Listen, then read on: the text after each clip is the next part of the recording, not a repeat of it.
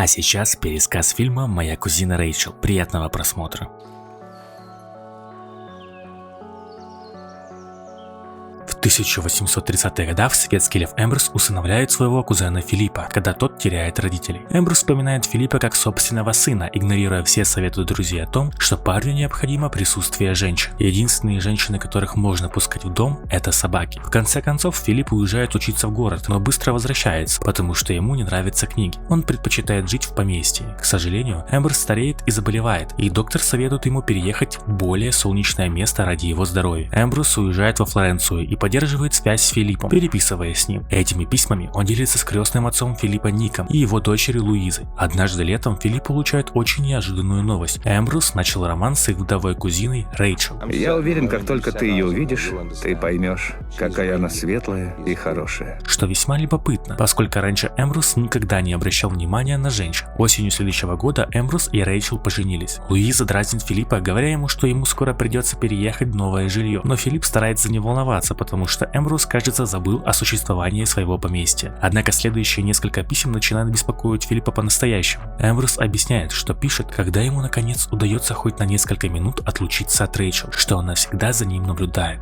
и что Филипп единственный, кому он может доверять. Оказывается, в последнее время Эмброс стал болеть еще чаще, и он уверен, что причина этого Рэйчел. Эмброс также считает, что врачу, который его лечит, Рэйчел платит за ложь, тем более, что его рекомендовал подозрительный друг Рэйчел Энрико. Внутри конверта находятся слова, умоляющего Филиппа приехать, чтобы спасти его от собственной жены. Филипп отправляется во Флоренцию, но когда он приезжает, уже слишком поздно. Эмброс умер, дом пуст, и единственный, кто там находится, Энрико, которому Филипп немедленно бросается с требованием предоставить информацию. Эмброс умер от опухоли в голове. Врачи говорят, что она поразила его мозг, сделав его жестоким и параноиком. Рэйчел исчезла на следующий день после похорон со всеми личными вещами Эмброса, но она хочет, чтобы дом был продан. Энрико, адвокат Рэйчел, предлагает Филиппу копии свидетельства о смерти Эмброса и свою дружбу с семьей. Однако Филипп не доверяет ему и клянется отомстить Рэйчел за убийство своего дяди. Всю боль и страдания, которые он вынес перед смертью, я верну той женщине, что их причинила. После этого Филипп возвращается в поместье, где работники уже называют его своим хозяином. Ник проверяет завещание Эмброса, которое он оставил 10 лет назад. Нет никаких пожеланий о жене. Это означает, что все имущество официально передается Филиппу в его следующий день рождения. Филипп удивлен, что Эмброс ничего не записал на имя Рэйчел, потому что он уверен, что она его именно за это и убила. Но Ник считает, что ему все привиделось. После разговора с сотрудниками и обещания, что все останется по-прежнему, Филипп получает новости из города. Рэйчел прибыла в Англию. Он решает пригласить ее остановиться в его доме, но не дает ей комнату Эмброса, так как та теперь принадлежит ему. Вместо этого он ремонтирует для нее старую грязную комнату с помощью Луизы, которая предлагает ей остаться в качестве поддержки. Она явно влюблена в Филиппа, и хотя он благодарен ей за компанию, он предпочел бы решить проблему в одиночку. В день приезда Рэйчел Филипп отправляется на лошади, чтобы заставить ее ждать очень долго, и даже приказывает слугам не подавать ей ужин до его возвращения. Однако, вернувшись, он обнаруживает, что все вещи Эмброса уже отправлены в его комнату, а Рэйчел ушла в свою комнату со всеми собаками, слишком уставшая для ужина. Она все же приглашает его в гости после еды, и он так и сделал. Рэйчел оказывается красивой молодой женщиной. При первой встрече с Филиппом она поражается тому, как сильно он похож на Эмброса. Они начинают общаться, и Рэйчел удивляет Филиппа во многих отношениях. Она знает, как готовить чай и печенье, помнит все истории о поместье, которые рассказывал ей Эмброс, и даже смешит Филиппа шутками. Филипп оказывается очарован ее добротой. Вы устали? Не устал. Вы засыпаете? Да нет же, я не устал, я правда, нет. Хватит любезностей, идите лучше спать. Но когда разговор становится неловким, Рэйчел быстро отсылает его прочь. Проходят дни, Филипп и Рэйчел проводят все больше времени вместе, катаются на лошадях и делятся своими заботами об Эмбросе, также ухаживают за поместьем. Однажды утром, после посещения мессы, они обедают с семьей и друзьями. Луиза ревнует Филиппа к Рэйчел, к тому, как они сблизились. Позже Рэйчел дразнит его за это, но Филипп отрицает, что у него есть интерес к Луизе, признавая, что ему больше нравится смотреть на Рэйчел. Затем она меняет тему разговора о том, что у нее закончились деньги, и ей, возможно, придется давать уроки итальянского скучающим домохозяйкам. Филипп отпускает мрачную шутку о вдовах, закладывающих свои обручальные кольца, что расстраивает Рэйчел и заставляет ее покинуть комнату. На следующий день Филипп приходит к Нику, чтобы попросить его установить ежемесячное пособие для Рэйчел, потому что этого хотел бы Эмброс. По дороге Луиза говорит Филиппу, что Рэйчел легко обвела его вокруг пальца. Пошла! Вернувшись домой, он застает Рэйчел за приготовлением особого чая, который не очень приятен на вкус, но он полезен для здоровья. Однако, когда она узнает, что Филипп назначил ей пособие, она обижается. Рэйчел считает, что это унизительно и выставляет ее так, будто она пришла просить у него денег, в то время как она хочет быть сама собой. Филипп указывает, что она никогда не попрошайничала, и как наследник Эмбруза, он обязан обеспечить ей хорошую жизнь, а не заставлять ее заниматься преподаванием. Позже, тем же вечером, Рэйчел не ужинает с Филиппом, но присылает записку с извинением. Филипп навещает ее в комнате, и она объясняет, что примет пособие, но найдет себе жилье. Это неприемлемо для Филиппа, который напоминает ей, что ее место здесь. Рэйчел уступает и соглашается остаться на некоторое время, благодарит Филиппа поцелуем, прежде чем попрощаться. А теперь иди спать, как хороший мальчик. Иди.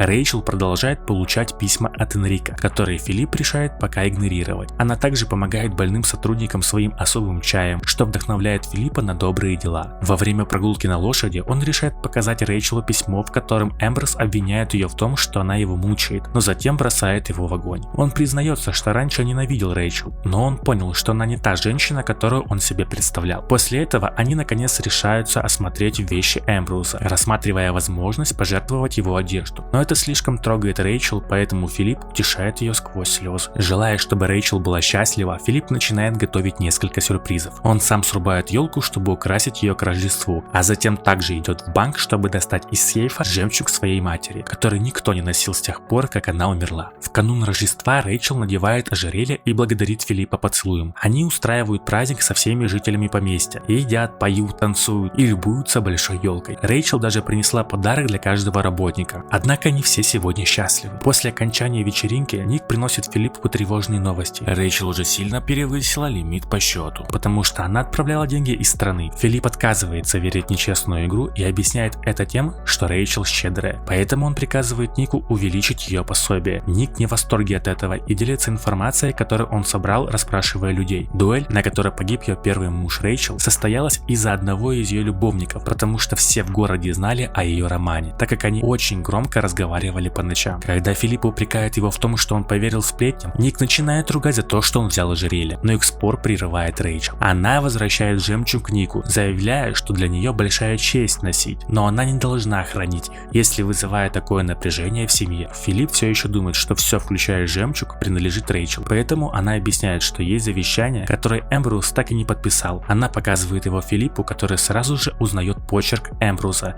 и задается вопросом, почему он начал писать это завещание, но не подписал его. Рэйчел признается, что была беременна, но потеряла ребенка. И в тот день их отношения начали рушиться. Эмброуз, скорее всего, после этого заболел, и Рэйчел почувствовала, что живет с чужим человеком, который ненавидит ее и хочет причинить ей боль. Жалея ее, Филипп обещает, что у нее всегда будет место в поместье. На следующий день Филипп приносит завещание в банк, чтобы подготовить все необходимое для своего приходящего дня рождения. Как только он сможет законно распорядиться своим состоянием, Филипп хочет, чтобы большая его часть досталась Рэйчел. Банкир считает это решение опасным и поспешным, но поскольку Филипп не хочет менять своего решения, он, по крайней мере, убеждает его добавить пункт о том, что богатство вернется к Филиппу, если Рэйчел снова выйдет замуж. Забрав цветы, Филипп возвращается домой, но обнаруживает, что Энрико пришел навестить Рэйчел. Какой сюрприз. Прелестный дом.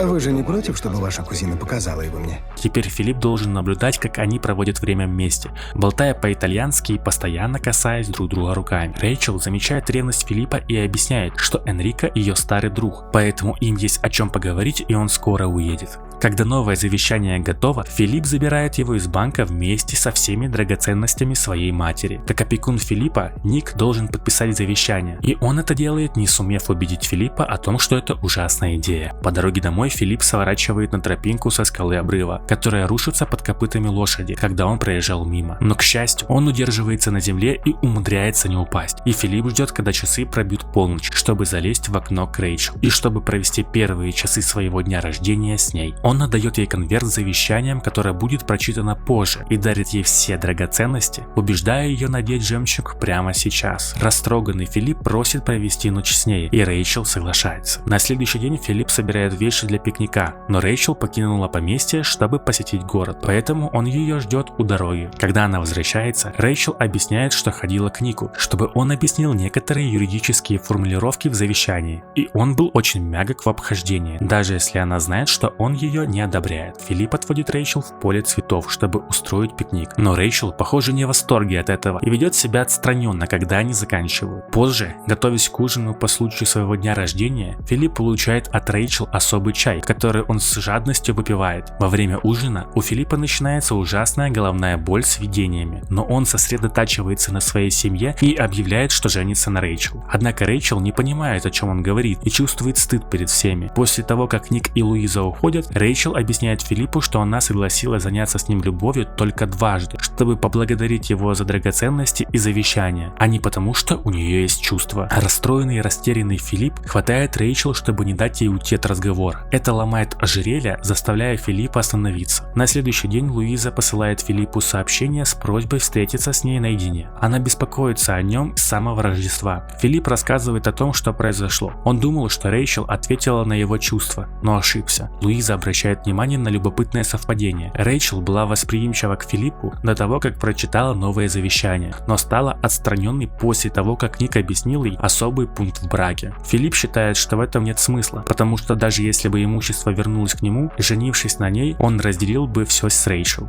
Но этого недостаточно для Луизы, которая теперь указывает, что жена не может посылать деньги из страны и должна всегда оставаться рядом с мужем. Когда он возвращается домой, Филипп застает Рэйчел с одной из ее подруг, которую она наняла в качестве ожидающей ее дамы, потому что она больше не чувствует себя в безопасности в одиночестве рядом с Филиппом. В тот вечер Филипп теряет сознание у них на глазах. Он приходит в себя через 5 дней, все еще больной, с постоянными головными болями, лихорадкой и странными видениями. Рэйчел прогоняет подругу и посвящает свое время уходу за Филиппом, регулярно делясь с ним травяным чаем. Она также иногда уезжает на лошади, и Филипп спрашивает ее об этом. Хотя Рэйчел не говорит, куда она уезжает, она обещает, что не собирается уезжать навсегда в ближайшее время. Однажды днем Филипп пытается отвлечься, просматривая книги Эмброуза, и находит записку от него, в которой говорится, что Рэйчел жадно и с ужасающей скоростью тратит все его деньги. Когда он начинает чувствовать себя лучше, Филипп решает тайно проследовать за Рэйчел в город и застает ее на встрече с Энрико, который здоровается с ней, быстро чмокнув ее в губы. Позже дома Филипп спрашивает Рэйчел об этом, и она признается, что пригласила Энрико в Англию, потому что ей нужен был его совет, но не уточняет для чего. Причина, по которой она не сказала Филиппу, в том, что она и Филипп доказывают ее правоту, яростно прося ее отослать Энрико. Рэйчел отказывается, говоря, что у нее есть право на собственную жизнь, так как и это и ее дом в конце концов. Филипп начинает бушевать, и Рэйчел хватает пожарную кочергу, чтобы отогнать его, угрожая позвать слух, если он попытается что-то сделать. Филипп срывается, говоря, что больше не сможет так поступить, и обнимает ее в знак извинения. Через некоторое время один из слуг приносит Филиппу записку, которую он нашел в одном из пальто Эмброуза. Филипп делится ею с Луизой,